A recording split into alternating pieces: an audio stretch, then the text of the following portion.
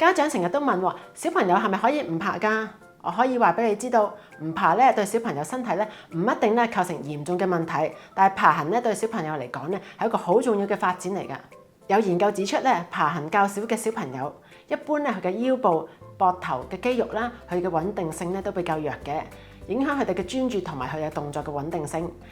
因為咧爬行牽涉咗身體多個部分嘅肌肉，包括頭頸要有力啦、核心肌肉、四肢、盤骨嘅力量等等。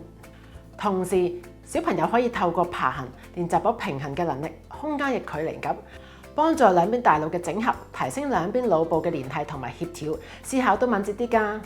亦可以幫助建立到視覺嘅追蹤、立體空間感同埋專注學習嘅能力。亦有家長會問：BB 點解唔爬㗎？頭先提過啦，